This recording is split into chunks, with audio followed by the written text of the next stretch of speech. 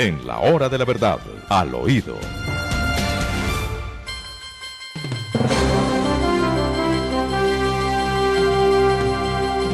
Gracias para los miles que nos están escuchando, que están escuchando nuestras notas editoriales y que las están viendo a través de Facebook y de YouTube.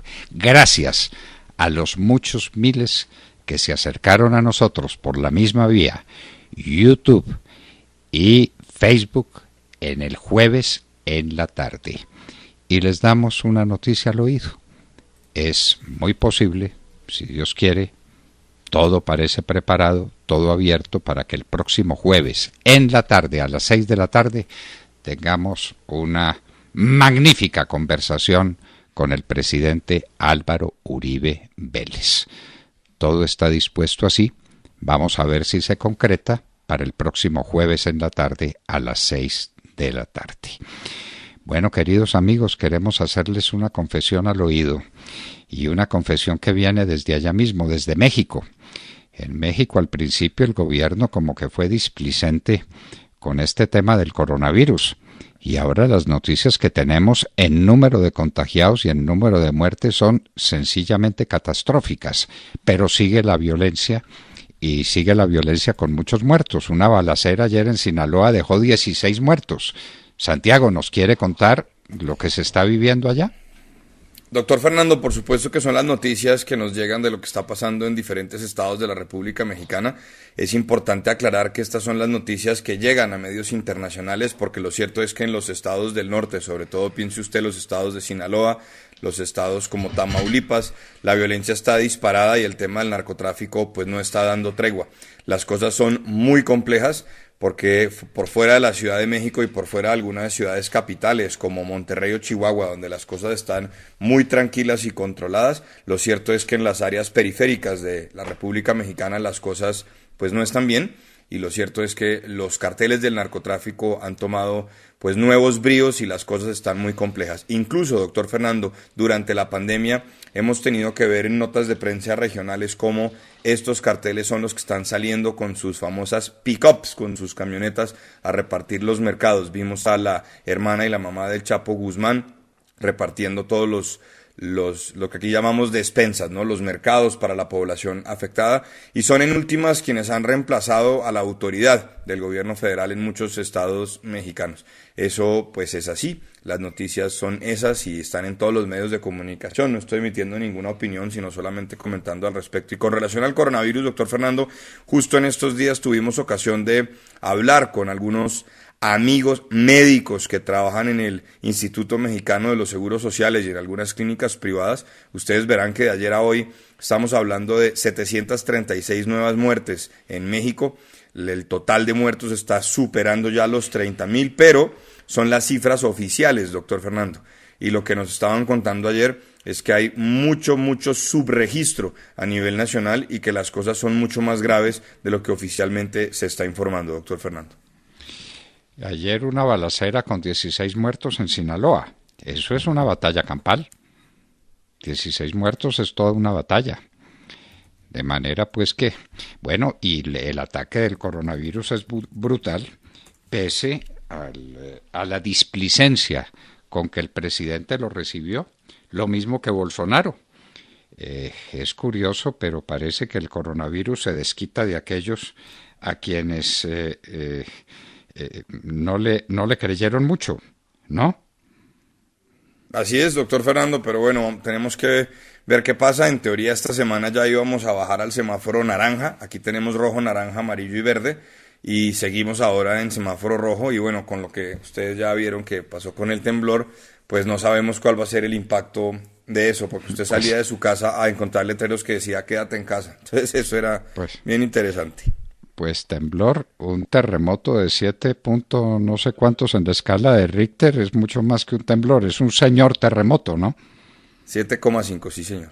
Pero afortunadamente aquí ya estamos preparados. En Oaxaca fue el centro y la verdad que pudo ser peor, doctor Fernando, como decían por ahí. Bueno, tenemos una nota en las dos orillas muy dramáticas.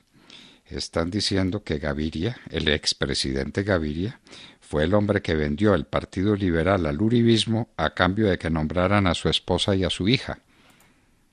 Ese es un artículo que trae las dos orillas. Habrá que verlo de cerca, de mar. ¿Qué puede tener eso de cierto? Lo estoy revisando porque hasta donde sabíamos se había mucha intriga para que nombraran a Simón Gaviria, precisamente en el gobierno del presidente Iván Duque, en uno de los ministerios. Ese nombramiento nunca llegó, nunca se produjo y era parte de lo que decían los acuerdos secretos para lograr la gobernabilidad. Pero de la esposa y de su hija no teníamos noticias, ya estamos averiguando de qué se trata. Averigüémoslo para saber de qué se trata. Bueno, y hay otra cosa supremamente grave. Santiago parece que tiene también la razón de que Fitch, una de las grandes calificadoras de riesgo en el mundo, está advirtiendo de una posible salida de capitales de Colombia. Así es, doctor Fernando. Ayer lo dijo Fitch Ratings con toda claridad. Publicaron un documento donde dicen que es muy alta la presencia de inversionistas extranjeros en lo que tiene que ver con el mercado de deuda local en Colombia. Para que se hagan a una idea, en México esa presencia es cerca del 23,4% del mercado, perdón, en México el 17,8% del mercado, en Chile el 23% y en Colombia el 38,8%. De tal manera que, pues con todo esto del coronavirus y lo que estamos viendo en el mundo empresarial, pues hay un riesgo muy importante de que tengamos un flujo de capitales, doctor Fernando, hacia afuera, y pues eso impactaría aún más lo que ya viene pasando en nuestra maltrecha economía. Claro, eso además aumentaría el precio del dólar, ¿no? Una presión cuando adicional hay menos sobre dólares el dólar. sube, eso sí. Claro, pero el dólar se viene comportando a la baja, luego es señal de que por lo menos por ahora no se está presentando ese fenómeno. Aunque uno no sabe, aquí como el dólar no lo maneja el Banco de la República, sino como lo manejan las mafias de la cocaína, pues uno no tiene ni idea qué es lo que está pasando en ese mercado libre. ¿Decía alguna cosa, Demar? Pues sí, les tengo chisme y ya veo por dónde va el agua al cántaro. A ver. Resulta que todo indica que la ministra de Cultura, la doctora Carmen Vázquez, está muy interesada, sí señor, está muy interesada en aspirar a la Defensoría del Pueblo y espera pues obviamente contar con el visto bueno del presidente de la República, pero sobre todo cuenta con el visto bueno de uno de sus mayores apoyos en la política, que es Julio César Turbay, el excontralor general de la República, con quien trabajó durante muchos años. También se dice que tiene el apoyo de Juan Fernando Cristo, quien trabajó en el Ministerio de Interior con quien trabajó en el Ministerio de Interior en la época de Santos, la doctora Carmen Vázquez. Ella es la actual ministra de Cultura, por si de pronto algunos no sabían quién era. Ahí les doy dos datos de ella. Pero oigan el siguiente dato. Como falta poco para que se envíe la terna a la Cámara de Representantes, que es la que elige el defensor del pueblo, sí, el defensor del pueblo, pues ya empieza a haber mucho ruido sobre quién vendría a reemplazar a la ministra Carmen Vázquez. Se trataría, muy posiblemente, de la señora María Paz Gaviria, quien hoy es la directora de la Feria de Arte Artbo, y pues obviamente es la hija del expresidente, jefe del Partido Liberal, César Gaviria. Bueno. Y me dicen, usted, entonces, ahora me acaban de saltar por otro lado, vamos a ver que sea cierto, no lo tengo confirmado, pues obviamente como tampoco este movimiento, pero es lo que hay en WhatsApp pasillo, y me dicen que Ana Milena, la esposa de César Gaviria, sería embajadora en Turquía, muy probablemente. Entonces ese es el artículo de las dos orillas. Ese es el artículo, embajada en Turquía y aquí ministerio, ¿no? Y aquí ministerio, sí señor. Pero estoy viendo que eso tiene ya una había lógica, sido embajadora además. en Egipto. Eso tiene una lógica y es muy clara. El presidente Duque, por quien guardamos pues profundo respeto en lo personal y en lo que es de un origen liberal, y siempre ha dicho que para él el centro democrático tiene que ser el nuevo liberalismo. Y yo también les traigo que justo ayer en varias de las conversaciones que hemos sostenido con diferentes sectores, pues dicen que se está empezando a hablar ya de duquismo. Recordemos que cuando empezaba la campaña presidencial, el hoy presidente tenía muy claro que de no ser ungido como el candidato formal del uribismo, pues saldría a recoger firmas para poder aspirar igual a la presidencia. Y la cercanía con el Partido Liberal es evidente, doctor Fernando, es decir, las mismas redes de la presidencia de la República, cuando el hoy jefe del Estado va a la ciudad de Bucaramanga, lo muestran en su cercanía y profunda gratitud con Horacio Serpa, con quien trabajó cuando Horacio Serpa era jefe único del Partido Liberal y el presidente Duque subsecretario general o secretario de Relaciones Internacionales de ese partido. Es el nuevo liberalismo, hay que entenderlo, y por otra parte, pues María Paz Gaviria tiene una larga trayectoria en cultura, pero hay que ver qué pasaría con la coalición de gobierno y con los sectores que han venido respaldando al gobierno y que insisten en que no han sido partícipes del gabinete. Doctor Fernando de Mar, Sergio. Bueno, no hay duda de que María Paz Gaviria tiene una larga tradición en la cultura. Esa exposición una exposición que se hace en el centro de convenciones todos los años es una cosa maravillosa. Es una persona que conoce ese mundo muy bien conocido, María Paz Gaviria. ¿Y qué es lo del lanzamiento de nueva página web del expresidente Álvaro Uribe? Pues esa era la sorpresa que nos tenían reservada a los colombianos, a los seguidores del expresidente Álvaro Uribe. El legado que tanto comentamos ayer en la tarde. El legado, sí señor.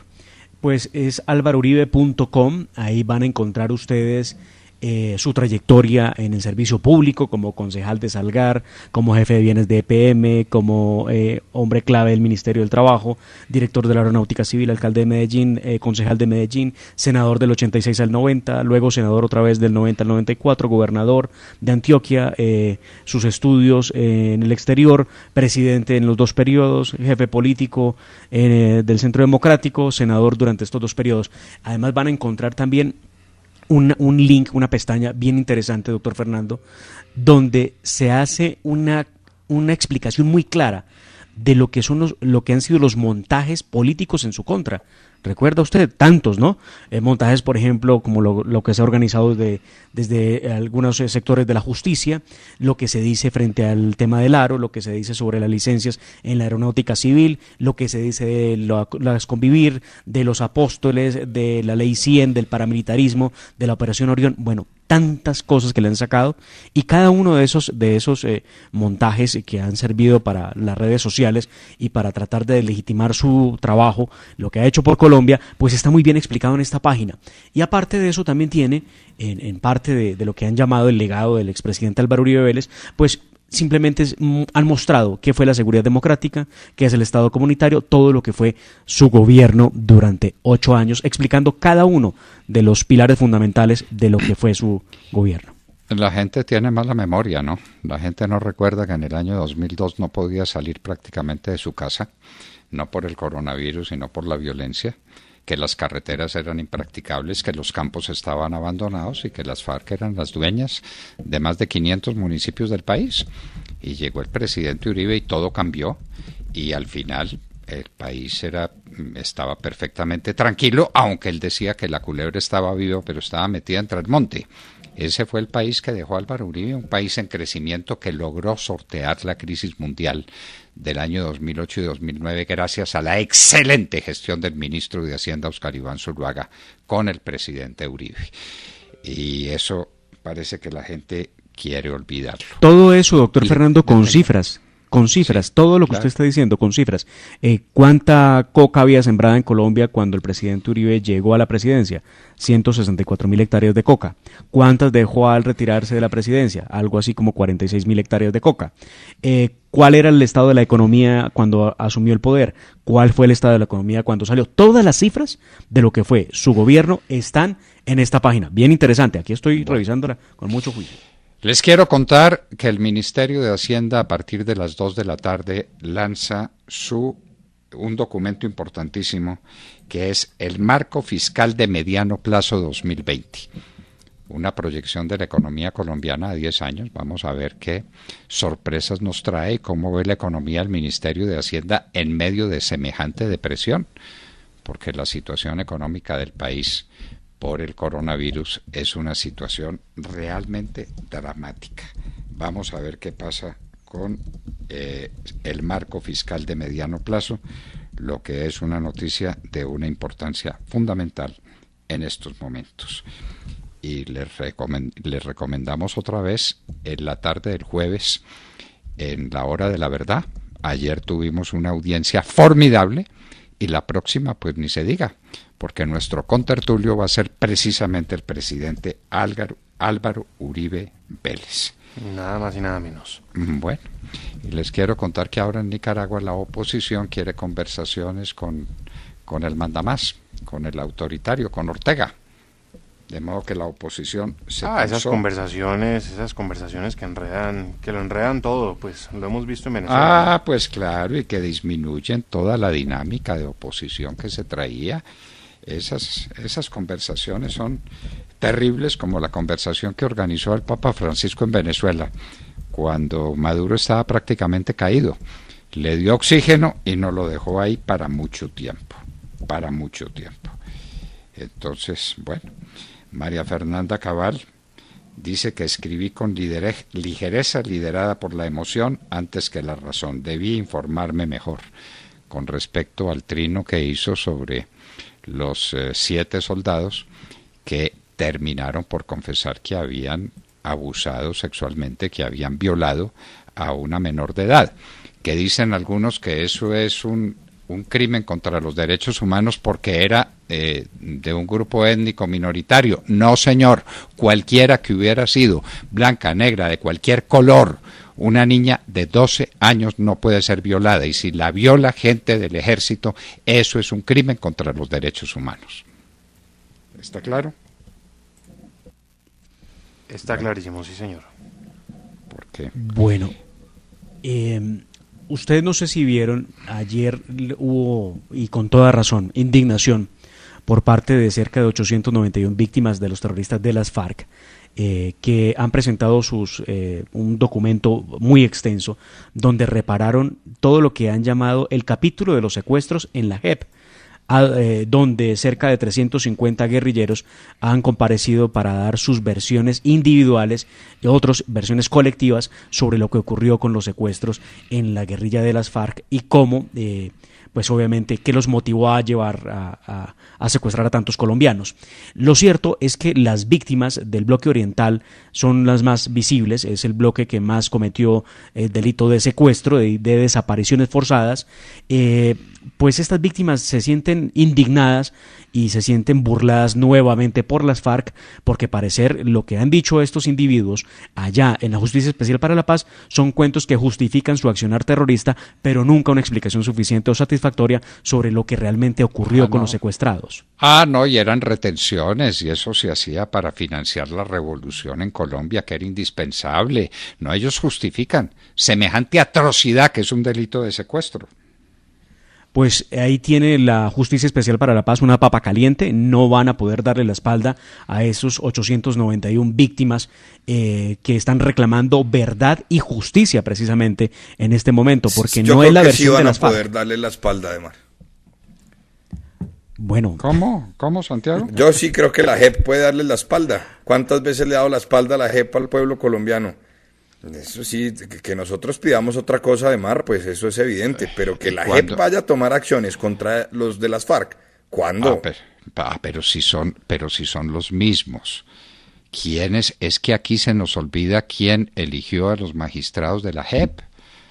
3 comunistas internacionales, 3 miembros de grupos subversivos internacionales, uno de la ETA, otro de Sendero Luminoso y otro de Montoneros de la Argentina.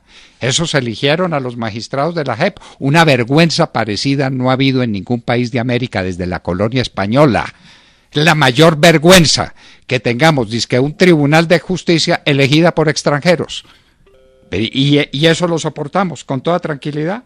Sobre todo lo soporta la extrema izquierda en Colombia, que todos los días habla de la invasión a la soberanía en Colombia, se queja por la llegada de 53 hombres de fuerzas especiales para ayudar en la lucha contra el narcotráfico, pero no dijeron una sola palabra de violación a la soberanía cuando 3 personas, claramente de distintos países, España, Perú y Argentina, vinieron a seleccionar quiénes serían los magistrados de las FARC en la Justicia Especial. Y 3 personas de tendencias bien conocidas. Hágame el favor.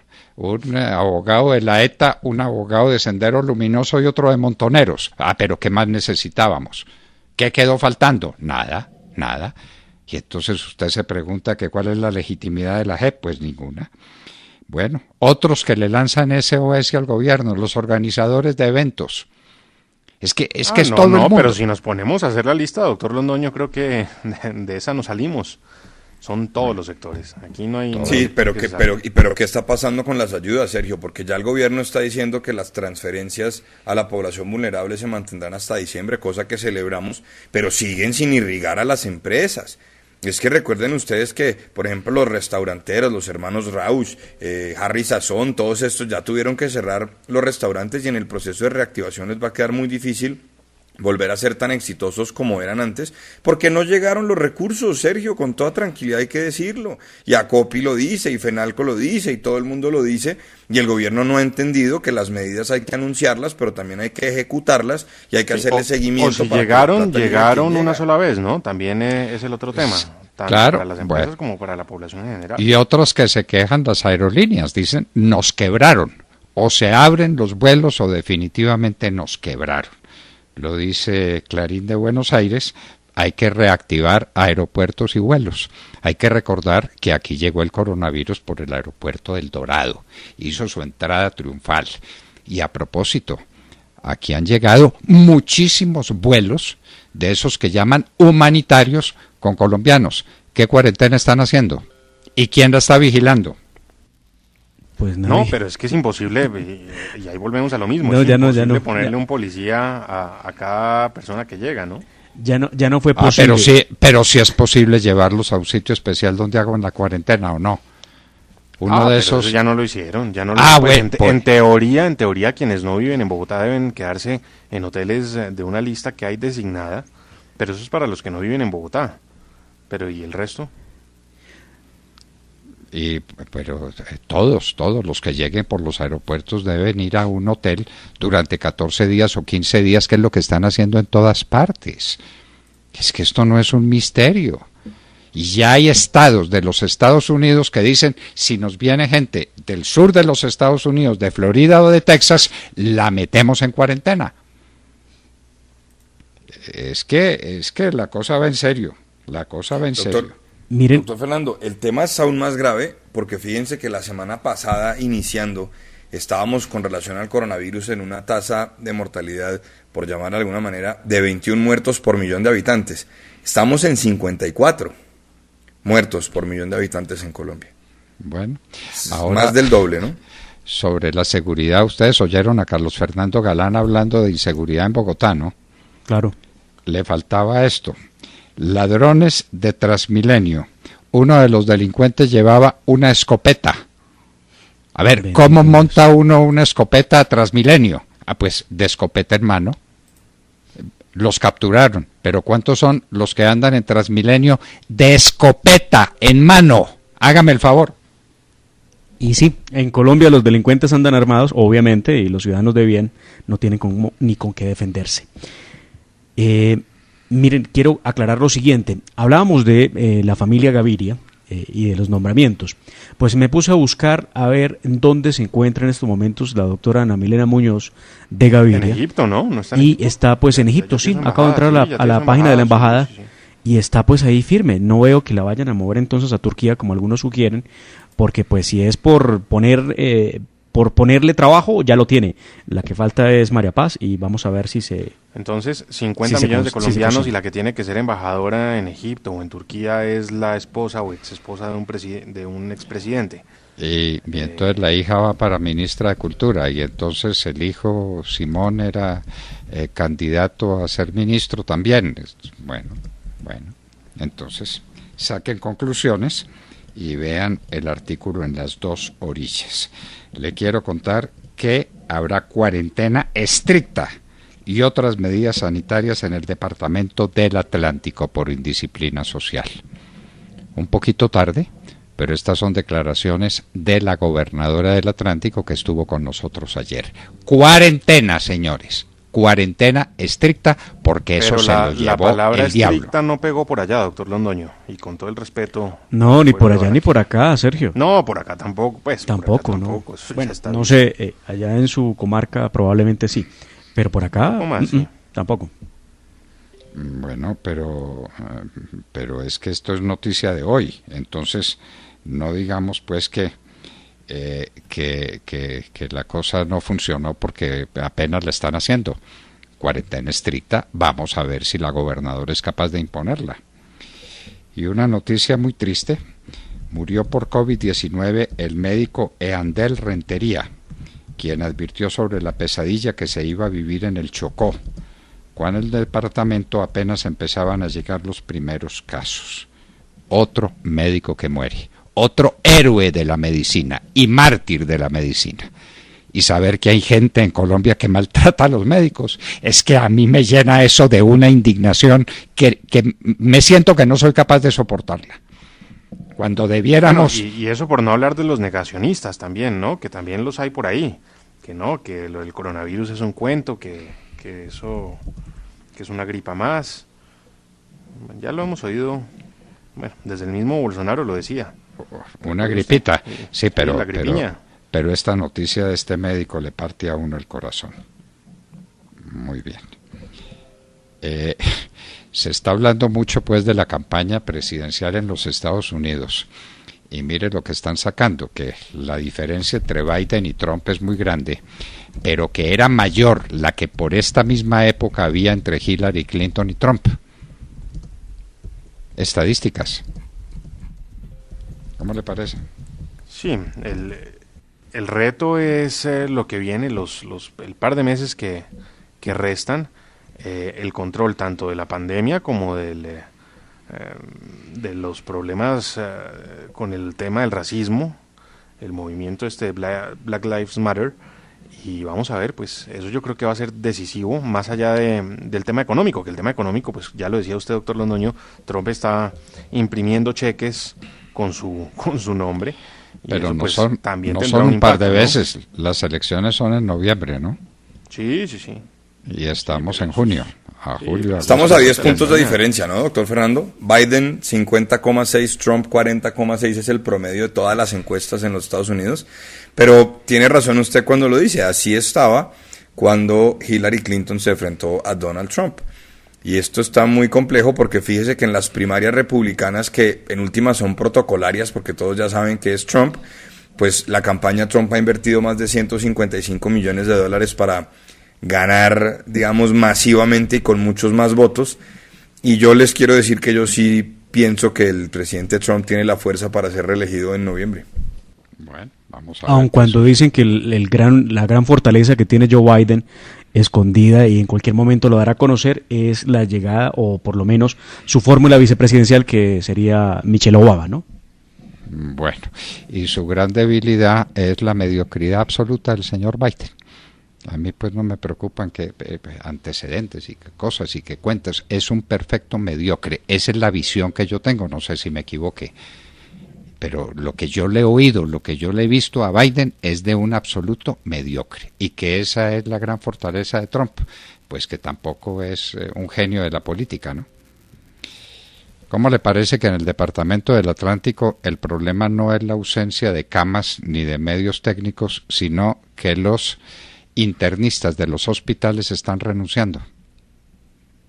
¿Por temor a contagiarse o qué? Por temor a las agresiones y al maltrato y a la situación que están viviendo. ¿Cómo le parece? No, Pues lo que faltaba. Más la situación. Sí, lo que faltaba. La cereza que le faltaba al pastel. Dice Oiga, ¿y ya llegamos al pico, Sergio? Yo No, ya ni supe no. qué pasó con él. No llegamos al pico, no. pero ayer duplicamos los muertos, Santiago. No sé si usted lo alcanzó a oír esta mañana. Sí. Duplicamos los muertos de un día para otro. Y es que con esa cifra se esperaba por allá, una cifra de muertos como la que se registró ayer, se esperaba por ahí para agosto, para mediados de agosto. Sí, para mediados de agosto. Pero se nos adelantó el tiempo. Y antes del invitado muy especial, dice la gobernadora del Atlántica: en equipos estamos bien. Ha sido difícil es que el personal se mantenga, no solo los internistas. Lo que se vive al interior de un hospital es un tema difícil. Todos los días hay renuncias. Gobernadora del Atlántico. Eso sí es una catástrofe. Eso sí, no, me lo pues dije. Quedarse sin médicos, imagínese. Pero y sin el personal auxiliar. Un médico sin sus enfermeras y sin sus auxiliares pues tampoco puede hacer milagros. Y en un minuto estaremos con Carlos Londoño, gerente de la empresa Suministros Integrales, que ha inventado con el apoyo de la Universidad de Antioquia un desinfectante que pudiera ser una solución a nivel mundial y un gran producto de exportación y de solución de un problema inmenso, que es la desinfección de las superficies donde se puede albergar el coronavirus. En un minuto Carlos Londoño estará con nosotros y les hablábamos al oído. 7:50. Fernando Londoño Hoyos y su equipo periodístico analizan y comentan los hechos más importantes del momento en la red de Radio Red RCN.